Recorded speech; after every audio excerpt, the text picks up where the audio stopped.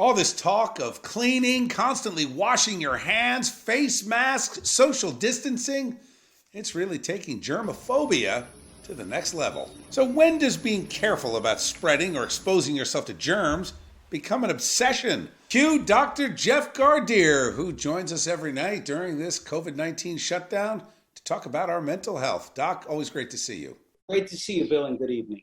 So, Doc, I am having the opposite effect. I have become a hugger. I never was, and I think I'm actually cleaning less. But I know a lot of people are having the opposite effect of that. What do you say about it? Yeah, absolutely.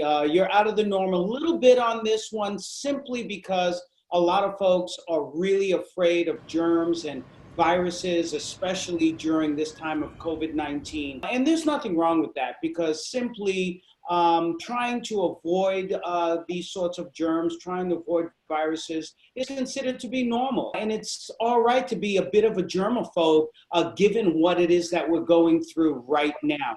The real issue, Bill, becomes when you now are spending all of your time trying to avoid these viruses, these germs, to the point of where it affects your school, it affects your work, it affects your interpersonal relationships, and you become obsessed to the point of where you can't control it, you can't stop. How do people achieve balance? Maybe I go too far. I'm a bit of a contrarian, but for the average person, obviously you can't wash your hands every 5 minutes. You can't use hand sanitizer every second. Realistically, what do you tell people to mentally calm themselves down, that part of being human is coming in contact with germs?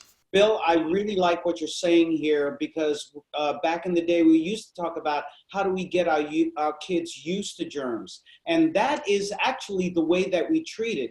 There's something called exposure therapy, where we say, okay, we want you to sit in a dirty bathroom, for example, for 5 or 6 hours until you get through the anxiety and realize nothing's going to happen. Or we do something called systematic desensitization, where we take you step by step closer to that germ, the virus, the thought, the obsessive thought that you have, and give you relaxation techniques. So it's really learning to coexist with the germs and viruses is what we want as part of the cure. I love it. People should embrace and hold the hug for 30 seconds before they go and wash their hands. Thanks, Doc. All right. Appreciate you.